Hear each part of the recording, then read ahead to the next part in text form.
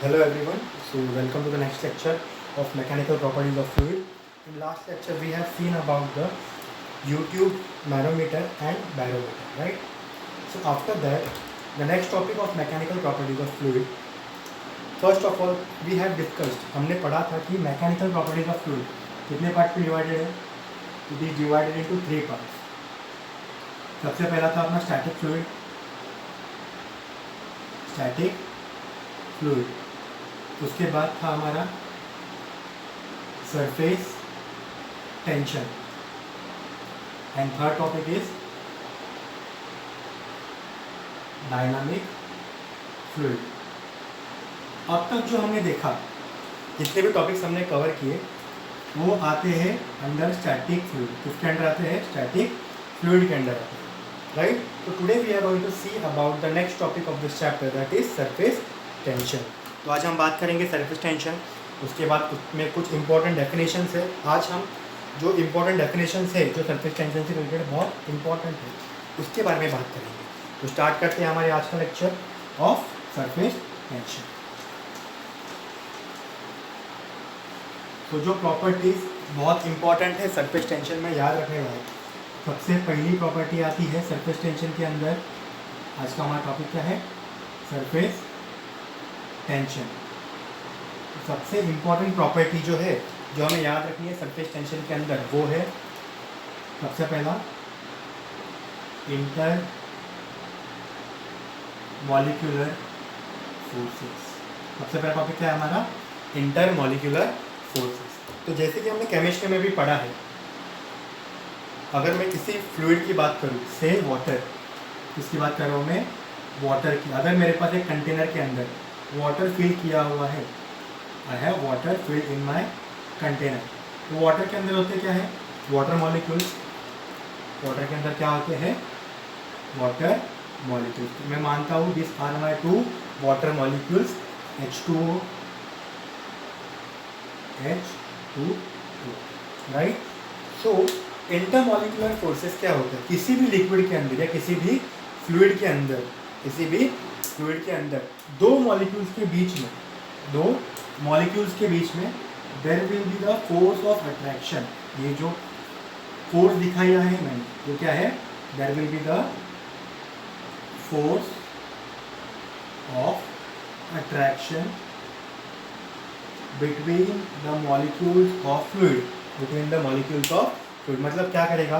अगर मैं इसको मॉलिक्यूल नंबर 1 बोलूँ, इसको मॉलिक्यूल नंबर 2 बोलूँ, तो मॉलिक्यूल 1 मॉलिक्यूल 2 को अपनी तरफ खींचेगा और मॉलिक्यूल 2 मॉलिक्यूल 1 को अपने तरफ खींचेगा, राइट. तो जिस फोर्स से वो एक दूसरे को अपनी तरफ अट्रैक्ट कर रहे हैं, क्या कर रहे हैं? अट्रैक्ट कर रहे हैं, उसे हम क्या कहते हैं? Inter molecular forces. क्लियर है सबको? तो inter molecular forces is nothing but the force of attraction between 2 molecules. अगर हमें डेफिनेशन पूछा तो क्या बोल सकते हैं हम लोग? It is nothing but force of attraction between 2 molecules. Force of attraction between 2 molecules of any state, of any matter बोलूँगा मैं. क्या बोलूँगा? Of any matter. मैटर अपने को पता है कितने टाइप के होते हैं? मैटर आर ऑफ 3 टाइप, जो हम अब तक पढ़ते थे. सबसे पहला होता है solid, second liquid, third gaseous. तो चाहे मॉलिक्यूल सॉलिड का हो, चाहे मॉलिक्यूल लिक्विड का हो, चाहे मॉलिक्यूल गैसियस का हो, इनके बीच में जो फोर्स ऑफ अट्रैक्शन होगा उसे हम क्या कहेंगे? Intermolecular forces. Okay. Intermolecular forces के अंदर 2 टाइप्स होते हैं. There are 2 types of intermolecular forces. कितने टाइप के इंटरमॉलिक्यूलर फोर्सेस हैं? 2 टाइप के इंटरमॉलिक्यूलर फोर्सेस हैं.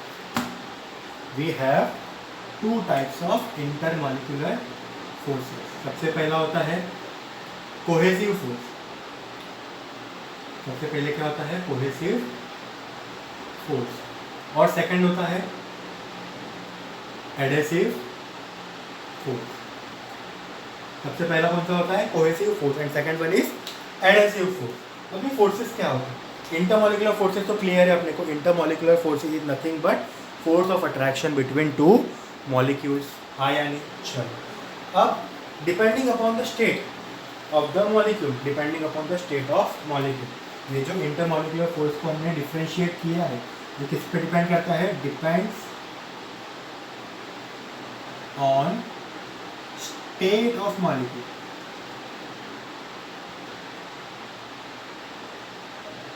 State of molecule. अगर मैं बोलूँ मेरे पास दो मॉलिक्यूल है, ये molecule 1 and this is molecule 2. अगर दोनों के दोनों लिक्विड स्टेट में है, दोनों के दोनों क्या है? लिक्विड स्टेट में. मैं बोलता हूँ ये भी वाटर का मॉलिक्यूल है और ये भी क्या है? वाटर का मॉलिक्यूल है. दोनों का स्टेट क्या है? लिक्विड स्टेट है. तो इनके बीच में जो फोर्स ऑफ अट्रैक्शन आएगा, इनके बीच में जो क्या आएगा? फोर्स ऑफ अट्रैक्शन, उसे हम कहेंगे कोहेसिव फोर्स. मतलब अगर दोनों मॉलिक्यूल का मैटर का स्टेट सेम है, दोनों मैटर का स्टेट सेम है, if both the matter or molecule have same state, then intermolecular force is said to be cohesive force. मतलब अगर दोनों मॉलिक्यूल का जो स्टेट है वो सेम है तो उनको क्या कहेंगे हम? Cohesive force. उनके बीच में लगने वाले इंटरमॉलिक्यूलर फोर्स को क्या कहेंगे हम? Cohesive force. Okay, this is the first type of intermolecular force. Second type है एडेसिव फोर्स. एडेसिव फोर्स इसके अपोजिट होता है. एडेसिव फोर्स क्या होता है? इसके अपोजिट होता है. अब अपोजिट कैसे? चलो देखते हैं अपोजिट में क्या होगा.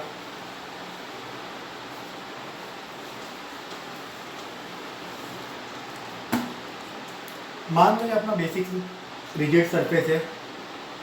ये अपना क्या है? Rigid surface. इसका स्टेट क्या है? सॉलिड. इसका स्टेट क्या है? सॉलिड. अब मैं बोलता हूँ इस रिजिड सरफेस पे क्या गिरा हुआ है? पानी गिरा हुआ है. क्या गिरा हुआ है? वाटर. क्या गिरा हुआ है? यहाँ पर सरफेस पे वाटर गिरा हुआ है. तो ये वाटर है हमारा. अब यहाँ पर देखो दोनों स्टेट अलग है. जब मैं बात करूँगा कि मेरे जो सरफेस है या हमारे ज़मीन पे जब पानी गिरता है, हमारे ज़मीन पे क्या गिरता है?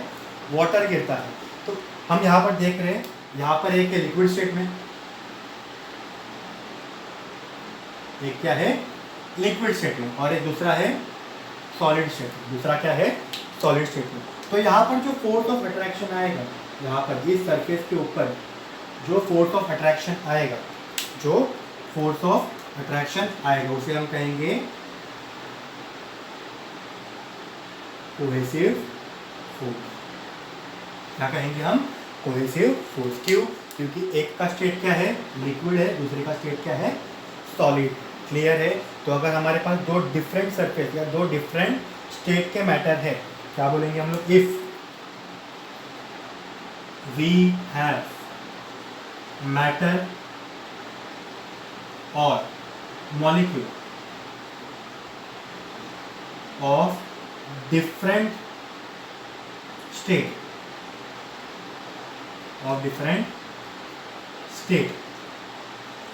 then intermolecular force is, इसको सॉरी कोहेसिव नहीं बोलेंगे, इसको हम बोलेंगे adhesive,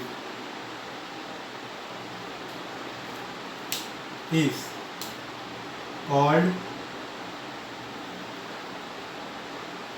adhesive. Okay, these are the two types of intermolecular forces. अगर सेम मैटर है तो या सेम स्टेट है तो कोहेसिव फोर्स, अगर डिफरेंट स्टेट है तो adhesive force. Okay, so these are the two types of intermolecular forces. हमारा नेक्स्ट इंपॉर्टेंट प्रॉपर्टी है range of molecular force. Range of molecular force, तो रेंज क्या होता है वो भी देख लेते हैं।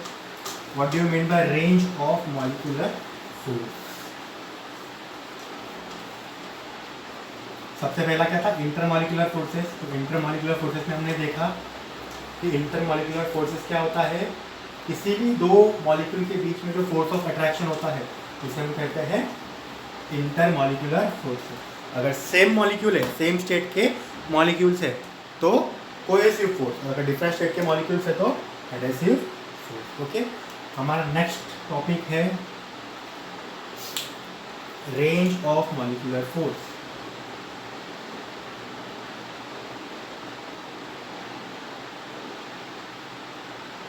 Range of molecular.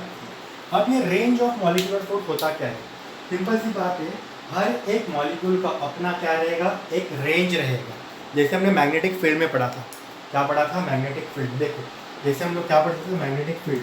Magnetic field में क्या पढ़ते थे, अगर मैंने यहाँ पर एक बार मैग्नेट रखा, क्या रखा है, बार मैग्नेट, ये है नॉर्थ, ये है साउथ, बराबर। इसका अपना एक रेंज होता है, इसका अपना क्या होता है, रेंज होता है, जिसको हम लोग मैग्नेटिक फील्ड बोलते हैं। क्या बोलते हैं इसको हम लोग,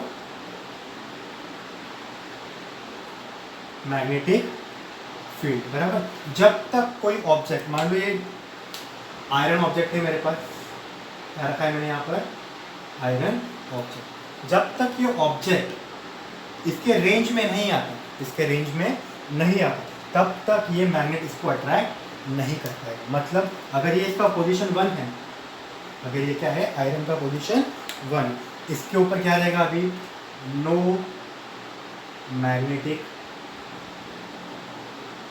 फील्ड, नो मैग्नेटिक फील्ड। मतलब जब अगर ये इसके रेंज के बाहर है तो ये जो मैग्नेट है वो ये आयरन को अट्रैक्ट नहीं कर पाएगा। ये इसको कब अट्रैक्ट कर पाएगा, जब मैं इसको उठा के, इसको मैं उठा के कहाँ ला दूँ, यहाँ पर रख दूँ, तो ये क्या कर लेगा, मैग्नेट इसको अट्रैक्ट कर लेगा। क्या कर लेगा, मैग्नेट इसको अट्रैक्ट कर लेगा, बराबर। जब तक मैं आयरन को मैग्नेट के मैग्नेटिक फील्ड के अंदर नहीं लाता, वो उसको अट्रैक्ट नहीं कर पाएगा। ये हमने पढ़ा था मैग्नेटिक फोर्सेस में 11th स्टैंडर्ड में। सिमिलरली मॉलिक्यूल का भी अपना एक रेंज होता है, मॉलिक्यूल का भी अपना क्या होता है, एक रेंज होता है।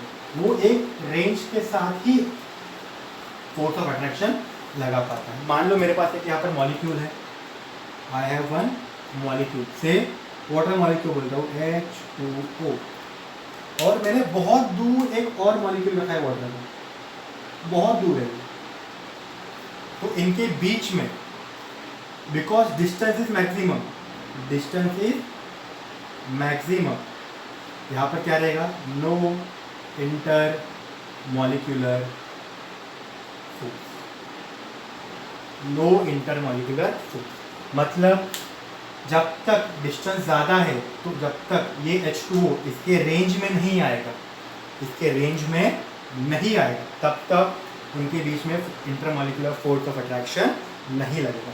मान लो इसको उठाया मैंने और मैं बोलता हूँ कि ये जो H2O है इसका रेंज इतना है,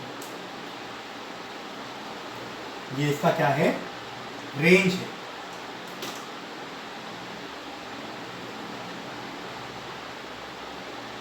ये इसका क्या है, रेंज है। जब तक कोई मॉलिक्यूल इसके अंदर नहीं आएगा, तो जब तक कोई मॉलिक्यूल इसके अंदर नहीं आएगा तब तक कोई फोर्स ऑफ अट्रैक्शन नहीं लगेगा। अब मानो मैंने इसको यहाँ से उठाया तो इसके अंदर रख दिया, तब अब ये एक दूसरे को क्या कर पाएंगे, अट्रैक्ट कर पाएंगे। क्या कर पाएंगे, अट्रैक्ट कर पाएंगे। ये जो इसका एरिया रहता है किसी भी ऑब्जेक्ट का या किसी भी मॉलिक्यूल का, जो एरिया है जिसके अंदर वो दूसरे मॉलिक्यूल के ऊपर फोर्स ऑफ अट्रैक्शन लगा सकता है, उसे हम कहेंगे रेंज ऑफ मॉलिक्यूल या range of molecular force. Clear है सबको? तो हर एक मॉलिक्यूल का अपना क्या होता है, एक रेंज होता है। जब तक उस रेंज में दूसरा मॉलिक्यूल नहीं आएगा तब तक वो उसके ऊपर फोर्स नहीं लगा पाएगा। क्लियर है?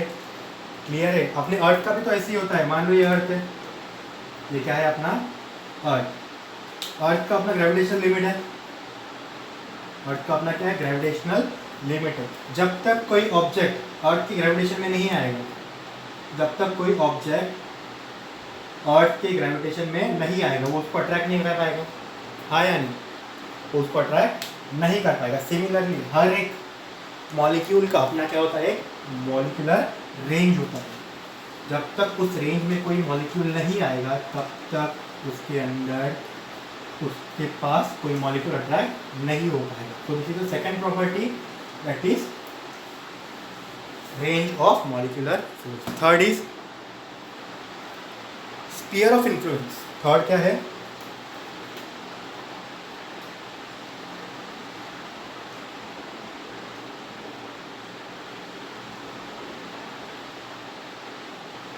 Sphere of influence. जैसे कि हमने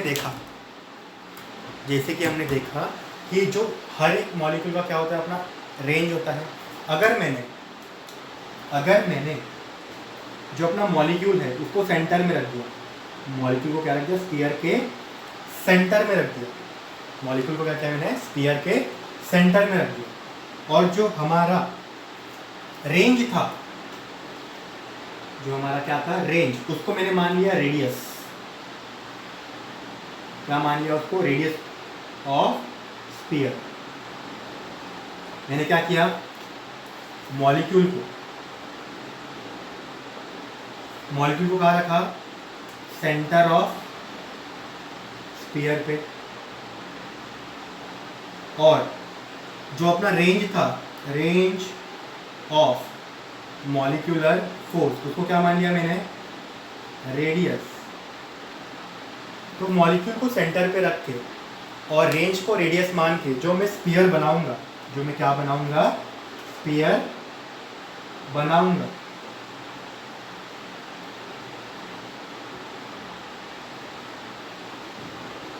क्या बोला मैंने, मॉलिक्यूल को सेंटर पे रख के और रेंज को रेडियस मान के जो मैं स्फीयर बनाऊंगा उसे हम कहेंगे स्फीयर ऑफ इन्फ्लुएंस। तो ये जो स्फीयर बनाया हमने,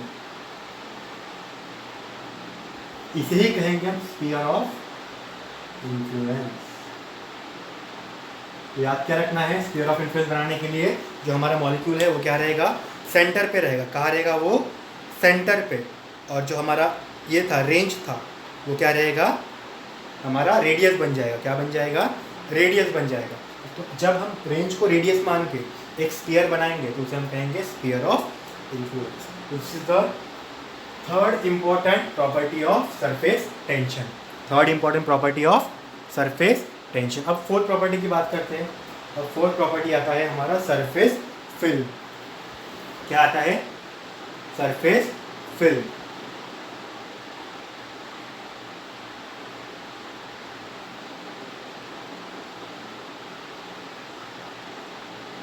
अब सरफेस फिल्म क्या बोलते हैं, देखो,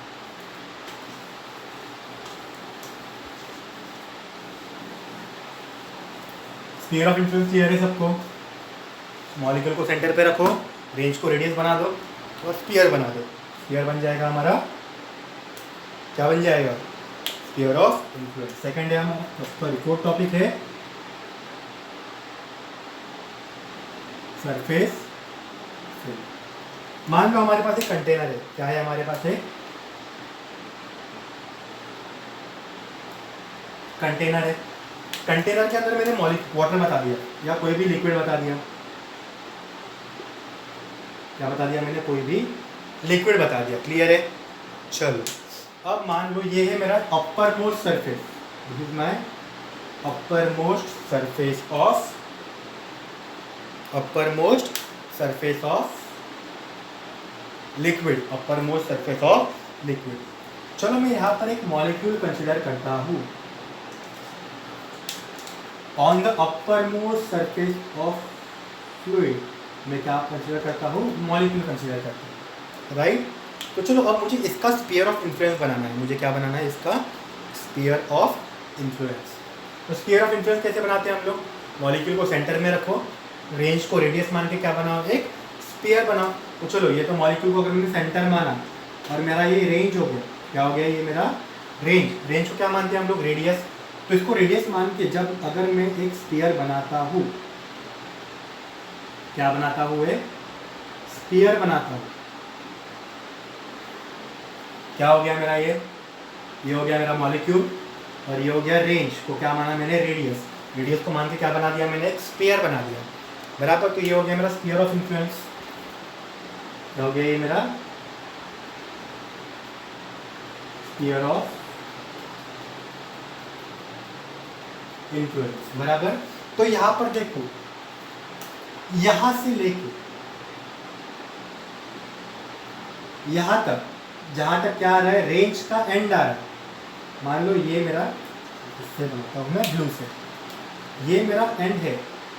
यहां से मैं एक और लेयर कंसीडर करता हूं जो किसको टच होके जा रहा है, एक परपेंडिकुलर रेंज को। किसको, एक परपेंडिकुलर रेंज को।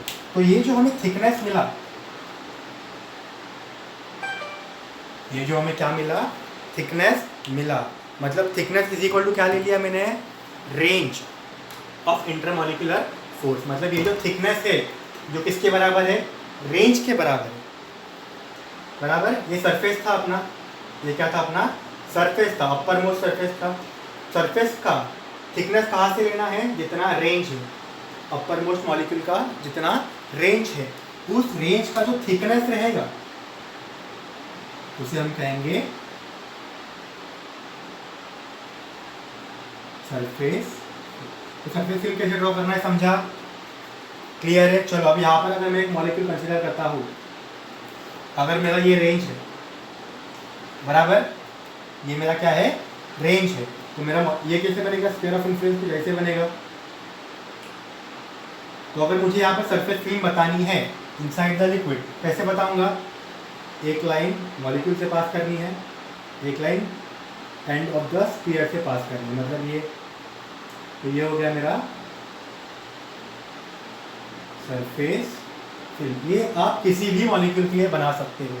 करना क्या है, स्फीयर को सबसे पहले स्फीयर ऑफ इन्फ्लुएंस बनाओ, फिर एक लाइन या एक सरफेस कहाँ से करना है अपने को, मॉलिक्यूल से पास करना है, और एक अपने को कहाँ से पास करना है, रेंज के एंड से, मतलब टेंजेंट टू द या straight line to the range, जो टच करके जाए। तो जो थिकनेस मिलेगा हमें वो क्या रहेगा, हमारा सरफेस फील्ड। क्लियर है सबको, this is about the surface field. Surface field भी सबको क्लियर है। The last important topic for surface tension is free surface. Last topic कौन सा है हमारा,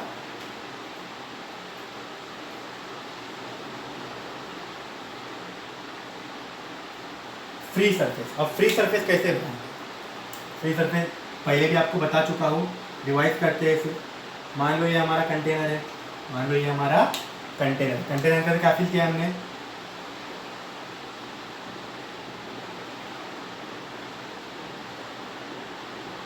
फ्लूइड फिल कर दिया। तो जो अपर मोस्ट लेयर होगा फ्लूइड का, अपर मोस्ट लेयर होगा फ्लूइड का, जो किसके कांटेक्ट में रहेगा, एयर के कांटेक्ट में रहेगा। Upper most surface of the fluid which is in contact with air, उस सरफेस को हम कहेंगे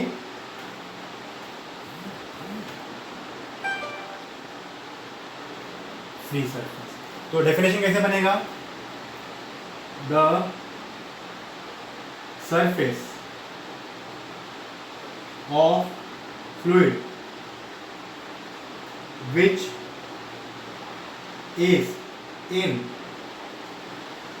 contact with किसके साथ, air is called free surface। तो सरफेस टेंशन के अंदर ये 5 टॉपिक बहुत इंपॉर्टेंट थे। सबसे पहले इंटरमॉलिक्यूलर फोर्सेस। इंटरमॉलिक्यूलर फोर्सेस के अंदर 2 टाइप, सबसे पहले कोहेसिव फोर्स, एडहेसिव फोर्स, बराबर। क्या क्या पढ़ा हमने अब तक, inter molecular force, intermolecular force के 2 टाइप, कोहेसिव, एडहेसिव। कोहेसिव बोले तो सेम स्टेट होना चाहिए, एडहेसिव बोले तो डिफरेंट स्टेट होना चाहिए, बराबर। उसके बाद पढ़ा हमने range of molecular force,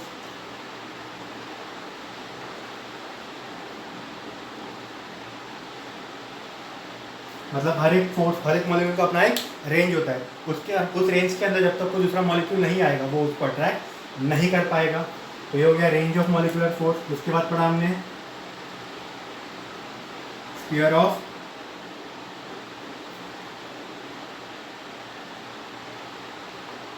influence. करना क्या है, मॉलिक्यूल को सेंटर में रखो, रेंज को रेडियस बनाओ, और जो हमें क्या मिलेगा, स्फीयर मिलेगा, उसको हम कहेंगे स्फीयर ऑफ इन्फ्लुएंस। बराबर। उसके बाद पढ़ा हमने सरफेस फिल्म। सरफेस फिल्म क्या होगा, मॉलिक्यूल से एक लाइन पास करो और रेंज से एक लाइन पास करो किसी भी कंटेनर में, जो आपको थिकनेस मिलेगा उसको क्या कहेंगे हम लोग, सरफेस फिल्म। और लास्ट पढ़ा हमने फ्री सरफेस। फ्री सरफेस क्या होता है, the surface which is in contact with air is called free surface. तो आज के लिए बस इतना ही। तो ये इंपॉर्टेंट टॉपिक्स है इसके लिए, सरफेस टेंशन के लिए, जो आपको अच्छे से आने चाहिए। क्लियर, अगर आपको ये टॉपिक क्लियर है तो आप आगे का अच्छे से समझ सकते हो। नेक्स्ट टॉपिक में हम देखेंगे सरफेस टेंशन होता क्या है विद डेफिनेशन, और सरफेस एनर्जी का एक डेरिवेशन। आज के लिए बस इतना ही, मिलते हैं कल आगे के टॉपिक के साथ।